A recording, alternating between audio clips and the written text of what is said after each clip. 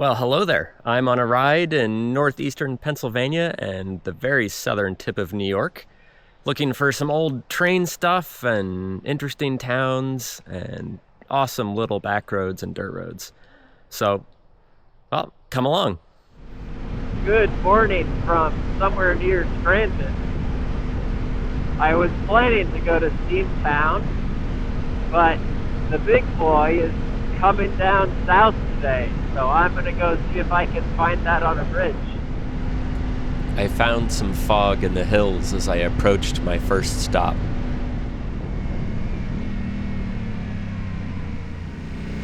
This is the small town of Kingsley in the endless mountains of Pennsylvania. On a nice little creek road somewhere in northeast Pennsylvania. Gonna go see some train stuff. Any minute now. Cool. This is Martins Creek Viaduct. The Union Pacific Big Boy 4014 is scheduled to cross it at some point before 10 this morning, but let's get a lay of the land first. He had the same idea as me. I was not the only one with this idea. Holy heck. It is a mob scene. Oh my. Okay. Alright. That's okay.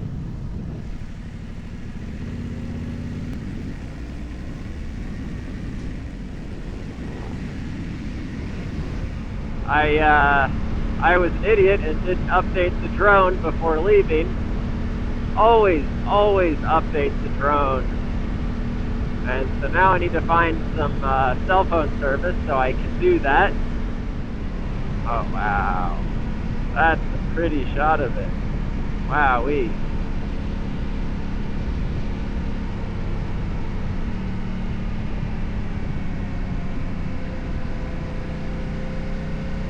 The parking lot looks to be filling up here too. I managed to find some service 10 minutes down the road and got my updates taken care of. The viaduct with 10 150-foot tall arches spans 1,600 feet. It was built between 1912 and 1914, and it was even finished a year ahead of schedule, which is completely unheard of today. I sent the drone up for a short reconnaissance mission to get a better look at this bridge while we waited for the train to come. As I said earlier, there was no cell service in the valley, so we couldn't look at the train tracker to get a better idea when it would pass. There were a few of us under the bridge, so we took turns looking north to get some warning. We saw an airplane circle above and heard a soft rumble. Big Boy was already halfway across the bridge.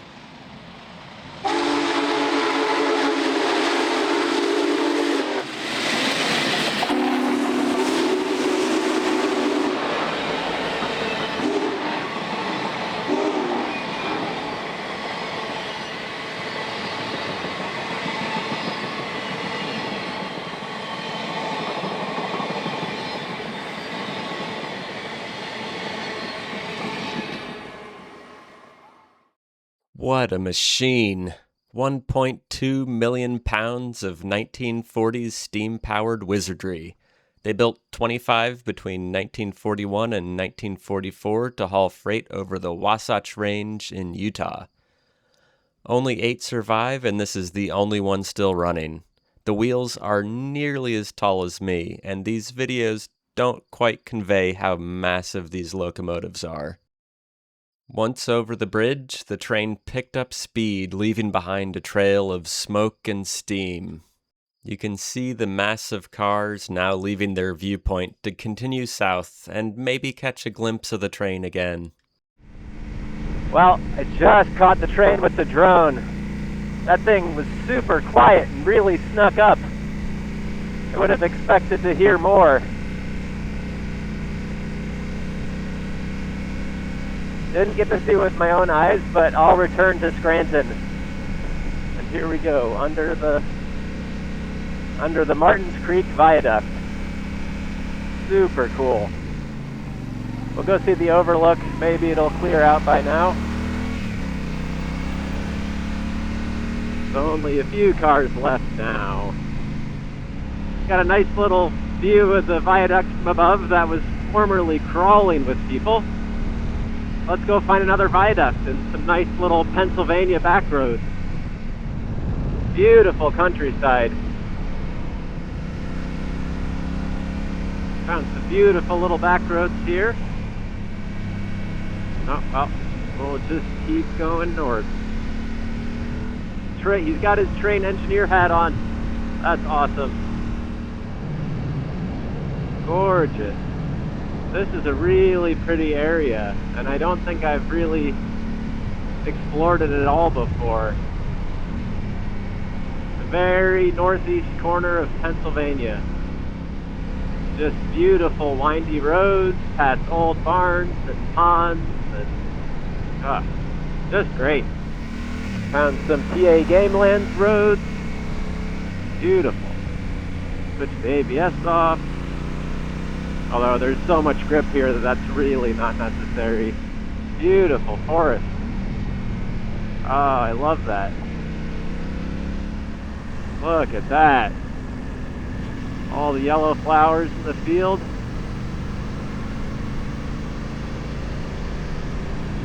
Oh, what a beautiful day. I'm trying out Onyx Off-Road as my mapping source. It's really quite nice because you can just make routes on the computer and they're already on your phone. It has quite a nice map set as well, showing what's state land, what's game land, what's national park, state park, all that. But the trail recommendations are one of the highlights. It's maybe a little more geared towards Jeeps and side-by-sides, but it works well enough. And the train passed under here not too long ago, too. Same concrete architecture. This is Halstead, and we're just going to follow the river for a little while, I think. Wow. Quite a river. Oh, sweet. Cool. They built a bridge just for the crane? Wild. What river is this? No idea. Find out later. Oh, state game land, don't do me like this. Every time. Rats. Pavement ends. Not so bad after all. Nice gravel road along a nice big river. Air's so nice and cool. So, it seems like this charging cable's not even working anymore. I just bought it this morning. It's disappointing. Nothing like your navigation not having a way to charge. And I noticed the wireless charging was broken this morning too. So, I was not as prepared as I should have been. But we'll go see this viaduct, figure out charges. Very cool.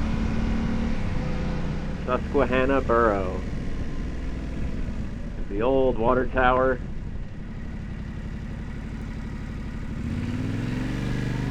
That was a nice footless stop. Very satisfying. Look at all these old brick buildings.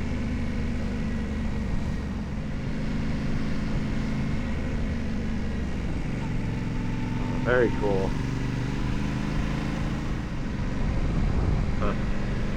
Funny birdhouse. Oh wow. Very much newer viaduct.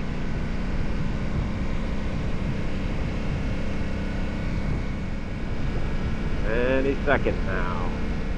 Oh wow. Beautiful.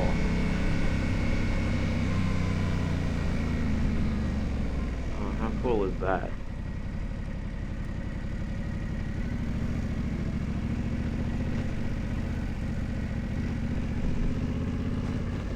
Beautiful. built in 1847 to 1848. Ah, that's quite something. This is the magnificent Starukka Viaduct. 800 workers built this between 1847 and 1848, and it was the largest stone railway viaduct at the time. You can see it in this 1865 painting by Jasper Francis Cropsey. At one point, there were 2 sets of tracks going over it, but today there is just the one. It is still in regular use by the New York, Susquehanna, and Western Railway, and it is a shame that Big Boy didn't pass through here, though it would have been a bit of a madhouse. They have done such a good job maintaining this, especially compared to the big concrete viaducts from the early 1900s. The stonework is immaculate. What's really cool is that I only heard of this recently while stopping to talk to some gentlemen along an old railbed near Ricketts Glen earlier this spring. A little bit to the north of Mickelson, there's a place called Starukka. Okay. And there's an stone arch bridge for trains. It goes back to 1857. Victory! The phone is charging again. And I found 4 forest roads that are a little bit muddy and the tire just spins. Yee! Slick. Careful. Wow, look at those boulders. Jeez. That's a nice boulder. That is a nice boulder. Just such a nice day. It's been awfully hot the last few days and feels like it broke a little bit. Gravel road to gravel road. Big Valley Lodge Tavern. This is awesome.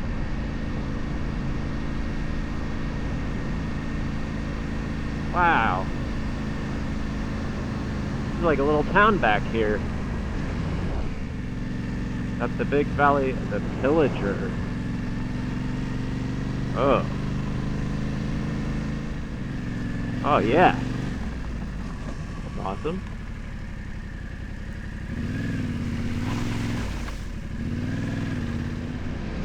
That's exactly what I was looking for.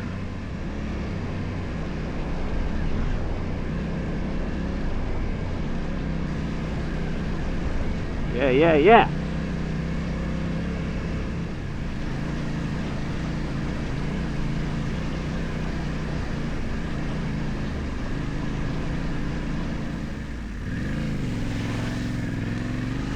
And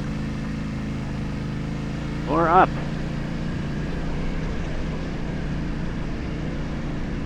More up.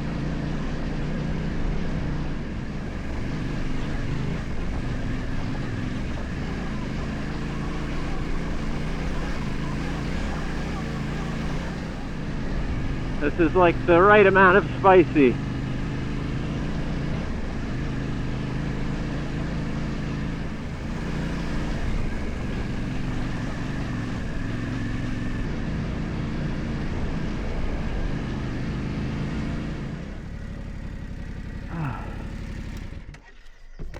Whew. Oh, and as soon as I stop, it starts to level out. Oh, beautiful. I love these little forest roads.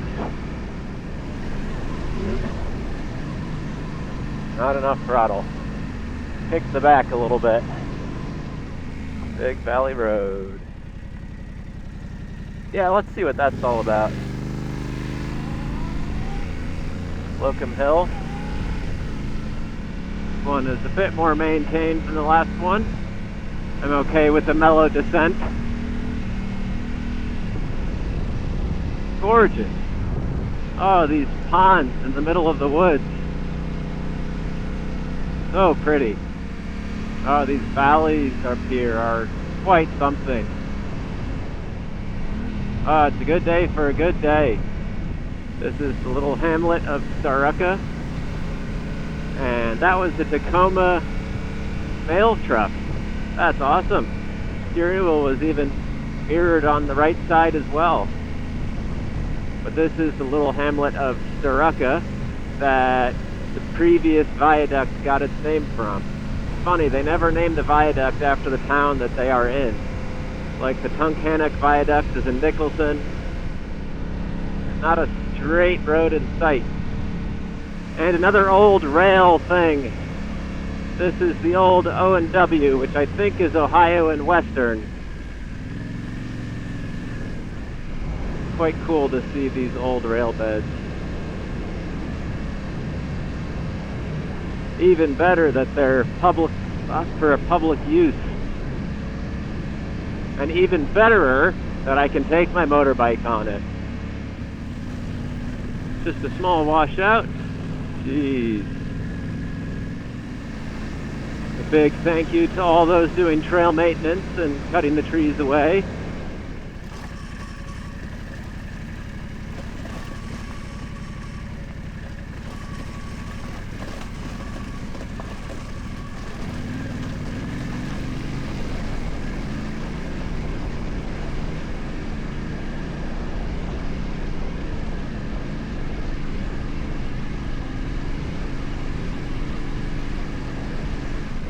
Yeah, no trouble. This is the old Starlight Station that was built in 1889. Super cool. Nice little rail station on the old O&W. This road seems to be some sort of gravel mud. A bit sketchy. Because it looks like perfect, smooth gravel. And then you feel the front dig in a little bit. Feels a little bit like you're getting a flat tire. Oh.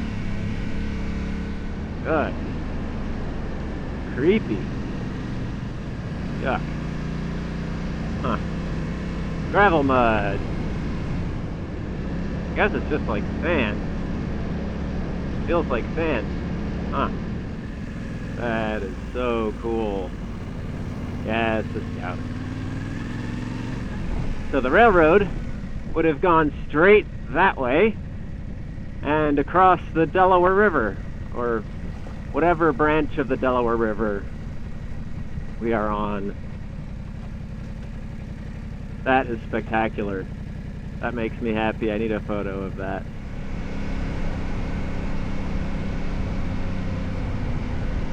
And we're crossing the west branch of the Delaware River into New York. Now I need to find some lunch. Oh, very cool. Very cool. Hancock always seems like a cool old town, but I never really know where to go. So if anyone has recommendations on good places to eat or other things to see, I'd be thrilled to see them. Nothing in Hancock looks terribly exciting. So I know there's a great general store in Equinox. That's only 12 minutes away, so we'll go do that instead. Another general store. Wow. Back over the Delaware River. Into Pennsylvania again. Beautiful, though. This road has been thoroughly tarred and feathered. Or tarred and chipped, but that's not as fun to say. Yep. Got the barbecue on. Very exciting. Oh, it smells so good. Well, I had a delicious pork loin sandwich with provolone and horseradish onward to River Road, which is not a dead end, even though the signs will try to convince you otherwise. At least it wasn't the last few times I went through. I don't believe you. Not a very prominent road closed sign anyway. They've pretty much given up. Gorgeous in here. And the temperature drops. This will be well maintained until we see a cabin, and then it'll get rocky. There's just a slight precipitous drop down to the Delaware River below. About as steep as it can get without it collapsing, I'm sure. Thank you, trail maintenance. I think the waterfall might actually be on today. There's the cabin. Now it gets more interesting. This is not in keeping with the railroad theme of this episode, but I can't resist taking this road.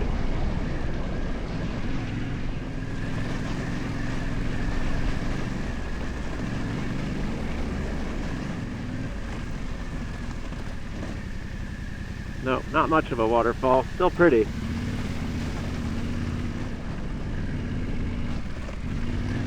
Gotta kiss the rock for good luck. It's like that Goonie bird in Moab. Just don't look down. Wow, awesome. Full concentration. Consequences are quite high. Not that technical, but quite rocky. And you don't want to go off the road.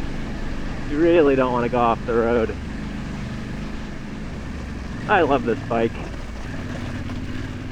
2-hour highway jaunt to get up to Pennsylvania, and then back roads all day, and then maybe a bit of highway to get home in a reasonable amount of time.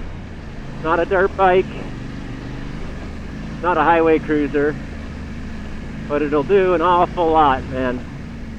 And I think that's through the worst of it. But I've been wrong before, and I'll be wrong again. Huh. That looks like it came down from above. Like I said earlier, I am so grateful that cool spots like this are open and people find that it's worth maintaining or not maintaining, but keeping access open. It's just stunning, isn't it?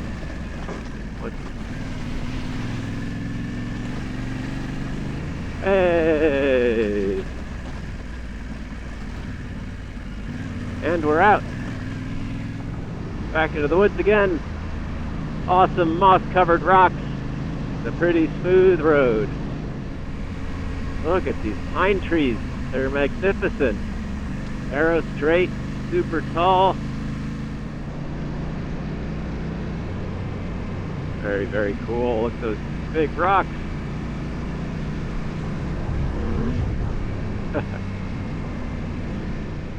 There's a waterfall here. Gorgeous. Love these parts that drop down right along the river. We're in the little town of Callicoon, which is from the Dutch word kalkoen, which is Turkey.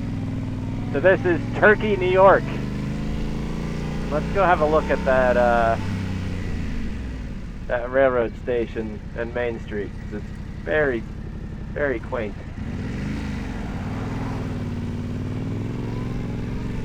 Depot Market. Super cool. Yeah, see? Railroad stuff. Got the Callicoon Depot. And a very, very cool theater. There's plenty of food and beer here, if you're so inclined. Super cool town.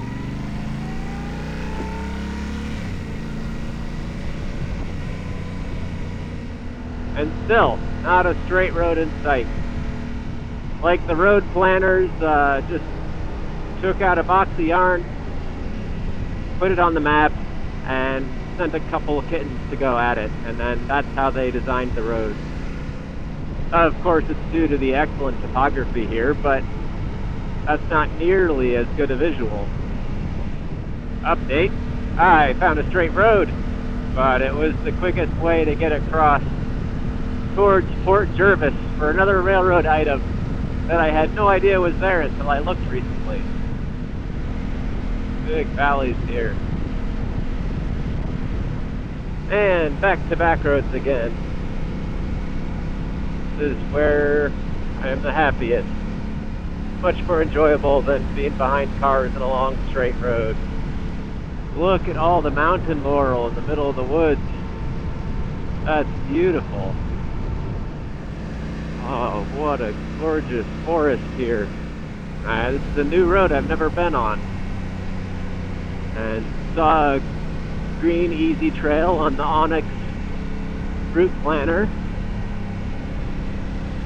And this was perfect. This is wunderbar. It's so nice in here. And more mountain laurel. It's easy, but very, very pretty. Even better. Little 2-track. Yes. Oh, gorgeous.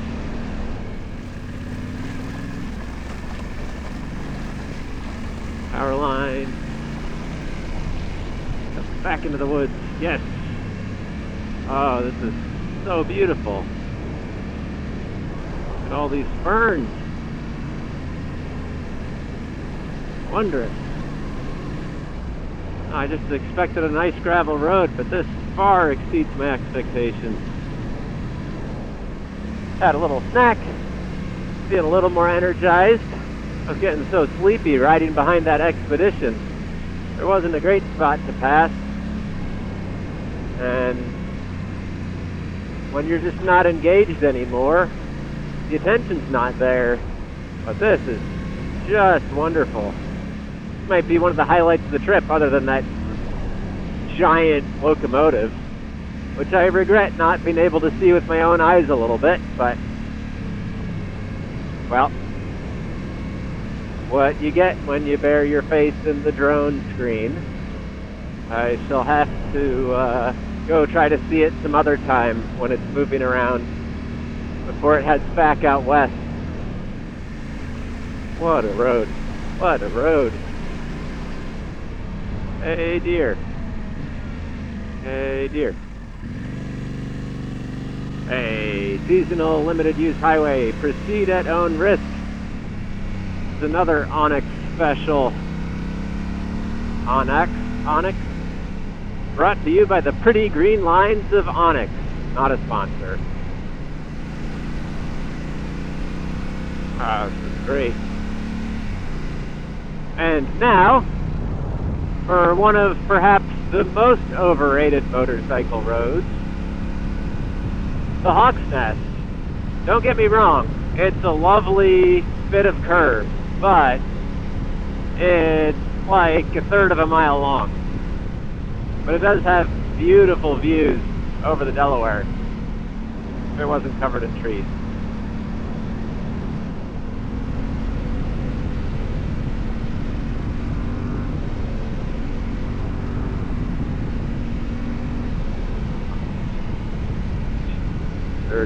Huh?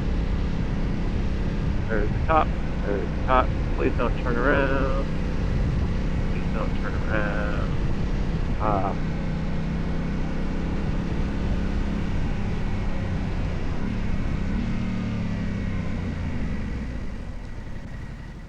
Beautiful. Really pretty. And there's hawks flying, or vultures. Had a quick conversation with the local law enforcement as part of their catch and release program. I may have been a little too enthusiastic through there. Lesson learned. The popular area, be a good citizen.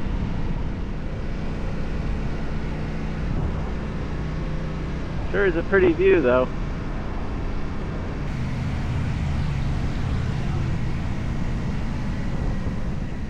Just behind the Ollies in Port Jervis is another collection of train stuff. How far does it go? Oh, Ringling Brothers car. Fun. I think it's probably as far as I should go. I'm here at the turntable in Port Jervis. It's the Erie turntable. And I found a hut. Guess that's one of those little telegraph booths or something. Pretty cool. And the turntable is right back there. There's been a railroad here since late 1847 as part of the New York and Erie Railroad, which first connected the Hudson River and Lake Erie in 1851. The first turntable and roundhouse was built soon after in 1854, with a larger turntable being built on this spot in 1866. That was upgraded a couple more times until this 115-foot turntable was built in 1927. Sadly, with the less maintenance-intensive diesel locomotives, the need for roundhouses went away after the Second World War. It's neat how you can still see the foundation of the roundhouse that unfortunately burnt down in 1987 due to arson. There are some great photos of it from 1971 in the National Archives. This site is part of the Port Jervis Railroad Museum that is set to reopen on July 4th this year, so I reckon it'll be worth a stop if you're in the area. Well, that was pretty cool. I like that it's still there. It's cool to see the foundations of the roundhouse from the air that I didn't expect to see. It's getting late. It's time to make some tracks. Have one or two more stops, and that'll be it for the day. We'll go across the Delaware River one more time, just for fun, and it is fun. There's the High Point Monument from last year's video. Well, 209 was not very fun. Would not recommend. But this road is quite fun.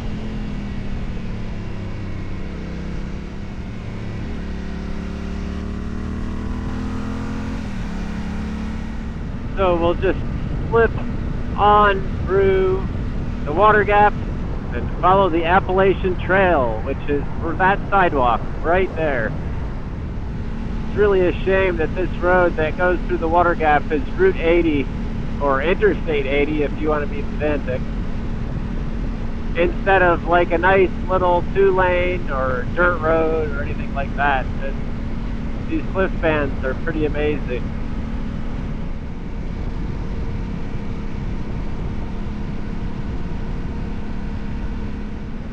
And there is the bonus viaduct that goes all the way over the Delaware River, but you can't see much of it here. And that's part of the Lackawanna Cutoff. This is another of the early 20th century concrete viaducts, but unlike the Martins Creek and Tunkhannock viaducts, it has not been in use since the late 70s.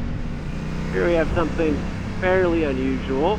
There's a park here, and the only way to get to the other side is through this tunnel.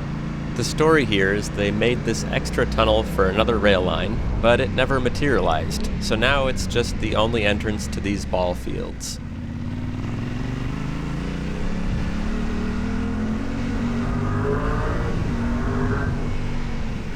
This is also part of the Lackawanna Cutoff, which was an incredible feat. They made this pretty perfectly flat rail line, and it's either dug way into the mountain or it's mounded up over the valley. Seems like there isn't a single part of it that they didn't have to terraform. And there's one more train thing, also in the Lackawanna Cutoff. For this cutoff, they removed 7 million cubic yards of earth and 7 million more of rock. The raised embankments took 14 million yards of material. Another giant viaduct. This is the Pollenskill Viaduct. Like the Delaware Viaduct, it was built between 1908 and 1910. When it opened, it was the largest reinforced concrete structure in the world. Of course, the Tunkhannock Viaduct in Nicholson, Pennsylvania absolutely dwarfs it. It is over twice the length and height. I would have included it in this trip, but I heard it was absolutely jam-packed with people waiting for Big Boy to go over it. I first read about this in one of the weird New Jersey books 20 or so years ago, but it is still cool to come see it peeking above the canopy, which is in stark contrast to when it was built. At one point, Amtrak made a proposal to reopen this line for passenger service, but it doesn't seem like much is happening, and I wouldn't hold my breath. It would be incredible to see a steam train go over this again, though. And that's about it. Thank you so much for coming along on my little exploration of some old railroad stuff. And I hope to see you next time.